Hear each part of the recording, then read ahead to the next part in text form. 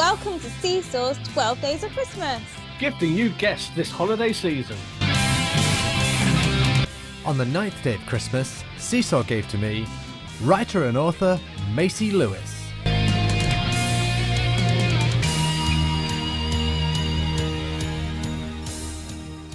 Welcome back to another one of Seesaw's 12 Days of Christmas. Today we have yet another fabulous guest. We have Macy Lewis. How are you doing today? Hey, Cleves. Thanks for having me on. Let's kick straight off. What have you been up to since we last spoke? Writing, playing the drums, getting injured, and more writing. It's a fun life. To be fair, let's focus in on the positive then. What have you been writing? Tell us a little bit about that. Last time, if you guys were listening, I was telling you about Weathering the Storm, and then my children's book, Nina Nebula and the Space Adventure. Those were released in March. And in August, I released a novella with a co-author, J. Creighton Smith, and that's called The Hindsight of Faith. And that's a book about a girl whose name is Faith, and she is basically in a really bad situation. She got addicted to some prescription pain killers, and she has lost everything, and she's living on the streets and trying to get her life sorted out. It was our take on a Christian redemption story, if you will, finding your way back to God. We wanted to see what a dark fiction horror writer, which is what J. Creighton Smith writes, and me, a romantic suspense author, could do. So that was really fun. What are you doing for Christmas? What you got going on there? Oh, Christmas, we're just going to have my family over. So my sister and her family, aunts and uncles, and a couple of cousins, I think. And we're just going to have a big fun party. We always do a potluck, so everybody has to bring something. And the little kids get presents. If you're under, I think it's if you're 18 is the cutoff age, and then you're just kind of, just come to eat, which is really fun. Are you hosting? So, yes, we are. We're hosting. Nice. Our favorite thing is barbecue meatballs. So it's equal parts grape jelly and then your favorite barbecue sauce. And then you grab like frozen meatballs from Costco, stick them in the crock pot for like 8 hours, and they are so good. Have you got any strange or weird traditions?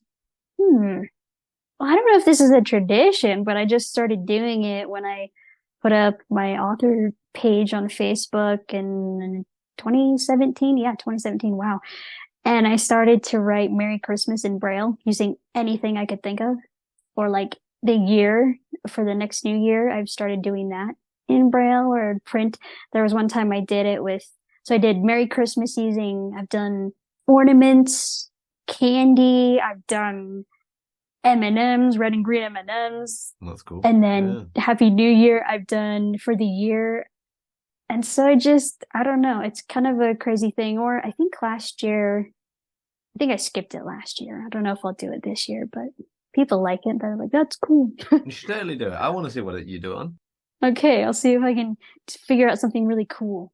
And what are you doing for New Year's? Both the actual New Year's, but then after that, what have you got planned for 2024? Okay, New Year's, my family, we're really, really low key. And so we'll maybe go out to dinner depending on if we want to be with the crowds, or we'll order in and just hang out.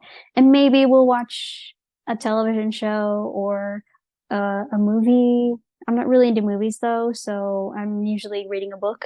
And then what we did last year, which was really fun, which we've done for the last few years, is we will do Uno. We play Uno, and I have Braille Uno cards, and so we play and play and play and play and play and just strategize and drive each other crazy with everything you can do with that. So we did that, and then we used to, I can't remember if we've done fireworks or not. I don't think so, because since it's cold, but usually we'll just be like Happy New Year, and then we'll drink. We get it's like non-alcoholic cider stuff. It's like sparkling grape juice and stuff. And so we'll cheers to that, and then we go to bed. So what have you got coming up for 2024? Hit me with the books and the potential. Let's hope they're getting better in the drumming. Yeah, definitely got to get back to the drumming. Books, it's interesting because So we had The Hindsight of Faith. Then I had Gia Giraffe and the Zoo Adventure. It's another children's book come out just actually it was on our American Thanksgiving Day, actually. Nice. So that in end of November, end of November, the 23rd. And so that came out, and so everybody's loving that. And then in the meantime, I had a little short story about Christmas come out. And so that's in an anthology called Christmas Across Time.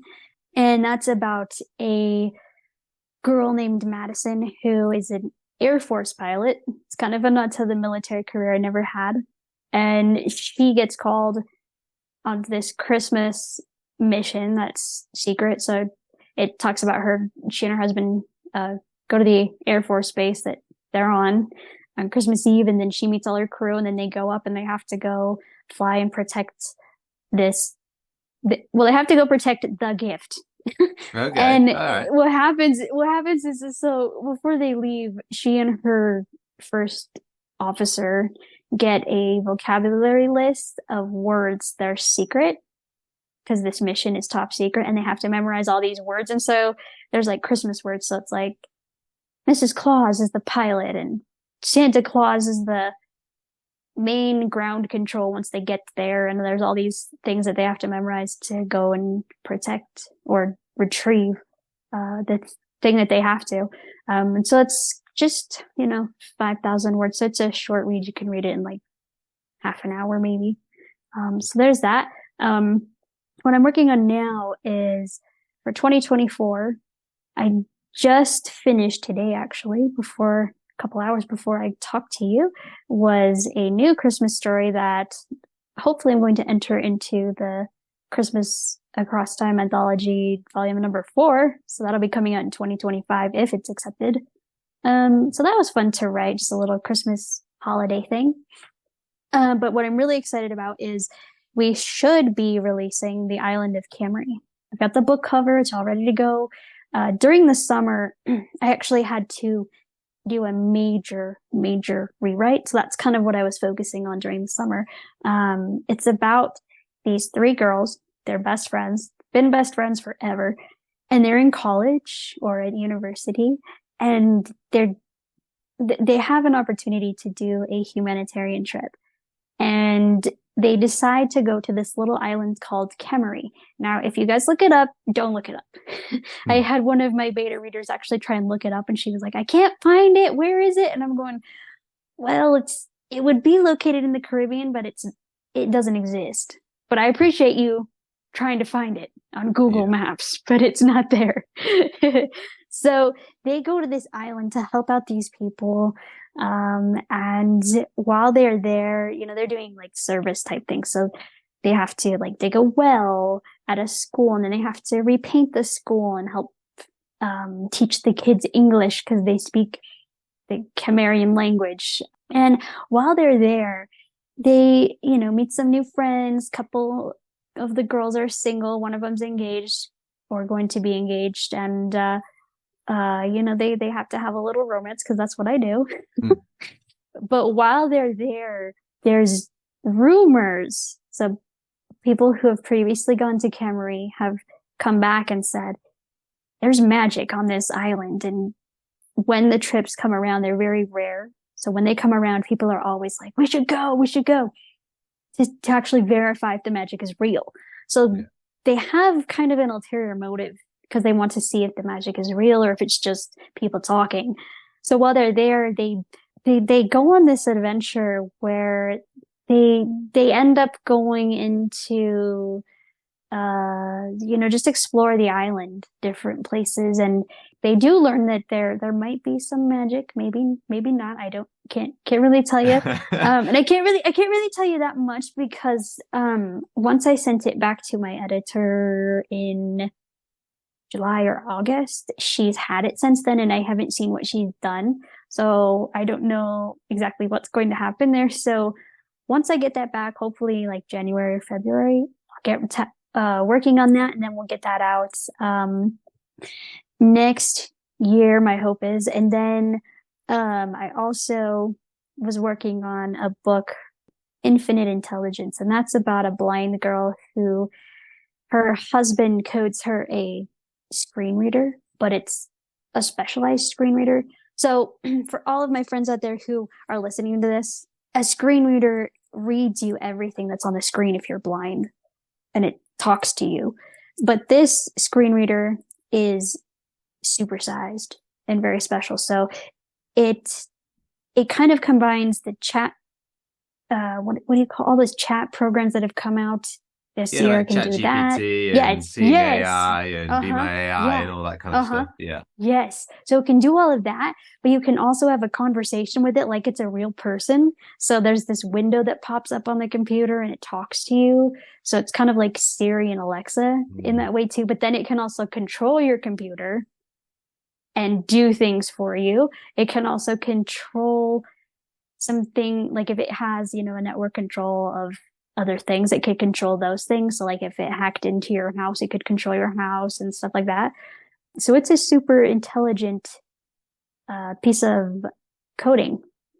And so she works in this factory where they make everything you could possibly think of. And they employ a bunch of disabled people in the, from various parts of the disabled community here, besides the blind, or visually impaired people. And they just, they're doing their thing. And anyways, it's thought that robots are trying to take over the world and they're trying to hurt the humans. And so they go on this whole quest of trying to figure that out. And it's my first venture into sci-fi or science fiction, if you will. Yeah. And so I actually have someone who's beta reading it right now. And I think at this point, I'm hoping to make it a series. And so he's going to help me try and outline the whole thing so I can just get those books written and knocked out. And then we can just keep publishing them one right after the other. So we'll see how that goes. And like I said, this is all just dependent on people's time. So it's sad because I really can't give you guys dates, but if you just tune into my social media, you won't miss a thing. Cool. All right. If we leave it there for now, then, Merry Christmas and happy holidays to everyone that does not celebrate Christmas. It's been awesome to catch up. Macy, to be fair, it's been great. And then we'll hope to see more of you in the new year. I can't stop talking. It's not that. It's so much that I miss tea and I'm really bad at this whole in and out saga, as you can tell. Well, we'll have to get T to come back, and then we can do another one. Well, he'll interject. And... I'm going to learn how to be better, and we'll axe him completely. Oh, Seesaw 2024. Ouch. Sorry, T. Bye. We love you. But thank you for coming on. It's been awesome. Thanks for having me. Merry Christmas and happy holidays, everyone.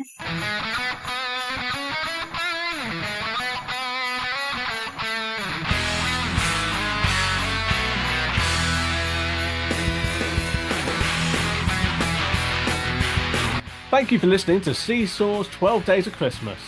We hope you've enjoyed catching up with our guests as much as we have, and we look forward to bringing you many more in 2024. Merry Christmas and a Happy New Year from all of us at Seesaw.